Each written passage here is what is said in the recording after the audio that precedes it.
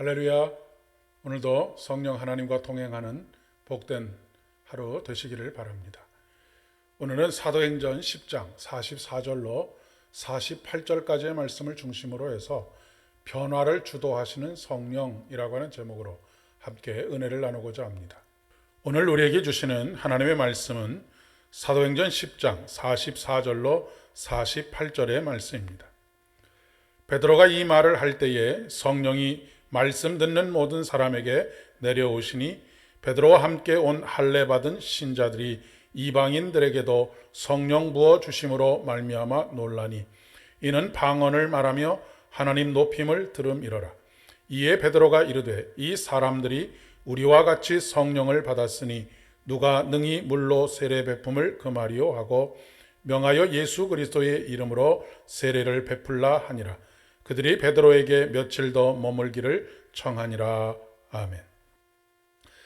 지금 한국 교회는 아주 중대한 변화의 기로에 서 있습니다. 물론 코로나19가 이런 변화를 가속시킨 경향이 없진 않지만 코로나19 이전부터 변화는 우리가 거스를 수 없는 대세로 자리 잡고 있었습니다. 예배당 중심에서 하나님 나라 중심으로의 변화입니다. 사실 그동안 한국 교회는 우리들끼리 모여서 예배하고 친교하고 기도하고 선교하였습니다. 우리의 선교나 전도도 사람들을 예배당 안으로 모이도록 하는 것에 초점이 맞춰져 있었습니다. 그러나 이제는 우리의 삶의 곳곳을 하나님 나라의 백성으로 채워가는 것이 중요합니다. 이것은 하나님께서 우리에게 주시는 창조 명령이기도 합니다. 생육하고 번성하여 땅에 충만하라 라고 하신 것이 하나님의 명령이기 때문에 그렇습니다. 하나님께서는 에덴 동산에만 머물러 있으라 라고 말씀하지 않으시고 거기를 떠나지 말라 라고 명령하신 것이 아니라 예루살렘과 온 유대와 사마리아와 땅끝까지 이르러 내 증인이 되라 라고 하시는 말씀, 이 말씀 또한 하나님의 창조 명령이기도 합니다. 그러나 이러한 변화에 대한 저항은 만만치 않습니다. 왜냐하면 머리로는 이해는 되지만 가슴으로 그것이 받아들여지지 않고 뿐만 아니라 과거의 관행으로부터 벗어나기가 어렵기 때문입니다. 사람들이 많이 모이게 되면 일종의 권력이 생기게 됩니다.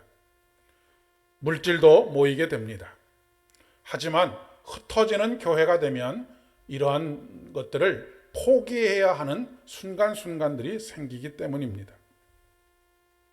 그렇다고 구심점을 포기해도 된다라고 하는 것을 말하는 것은 아닙니다. 우리가 더 멀리 흩어지기 위해서는 더 구심점이 강한 구심점을 가지고 있어야 하는 것이죠. 자녀들이 부모를 멀리 떠나서 자유롭게 행동할 수 있도록 하는 가장 중요한 힘은 무엇이냐면 부모와의 원만한 관계입니다. 마찬가지로 우리가 세상 속에서 흩어진 교회로서의 삶을 잘 살기 위해서는 코어의 힘, 즉 중심의 힘, 하나님과의 관계가 더 깊어지고 강해져야 한다라고 하는 것을 말하는 것입니다. 더 멀리 흩어지기 위해서는 더 깊은 영적인 중심에 확고하게 서 있어야 합니다. 어설프게 흩어지는 것에만 초점을 맞추게 되면 이것도 저것도 아니라 모든 것이 다 어그러지고 무너지게 되어 있습니다.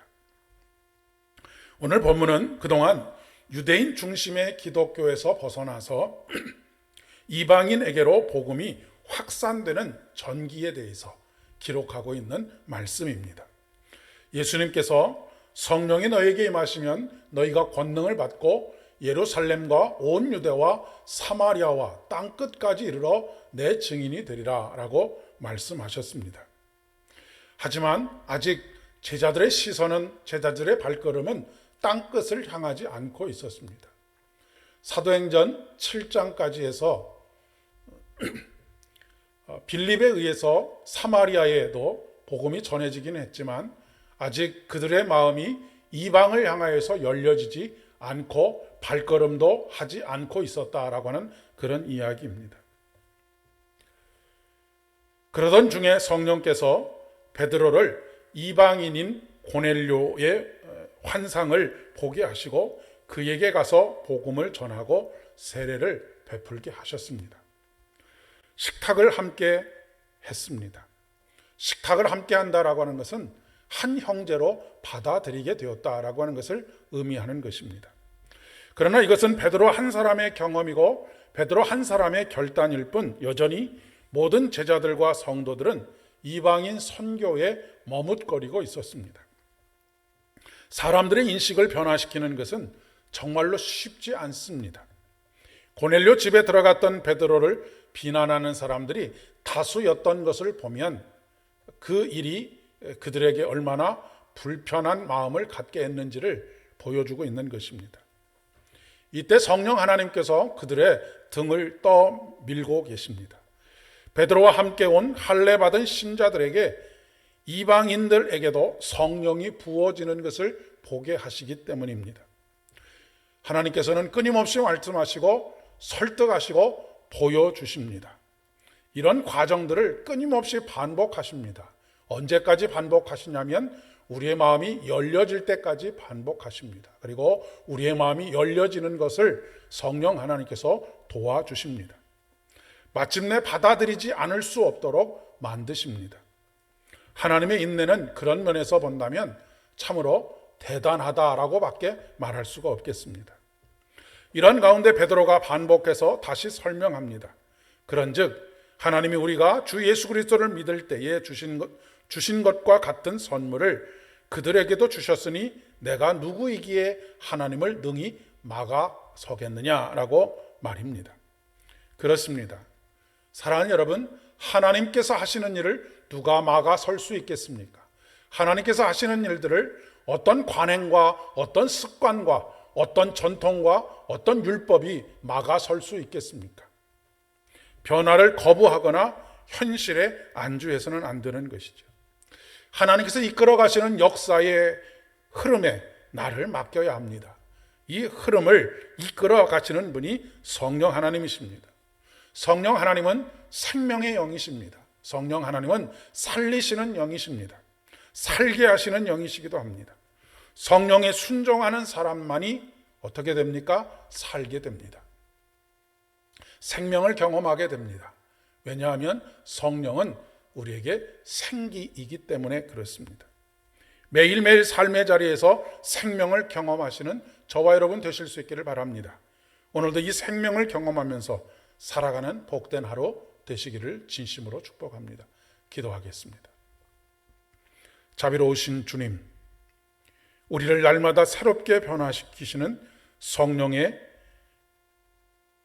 능력 가운데 오늘도 순종하는 저희들 되게 하여 주셔서 매일 생명을 경험하는 복된 믿음의 여정 되게 하여 주시옵소서. 예수님의 이름으로 기도드립니다.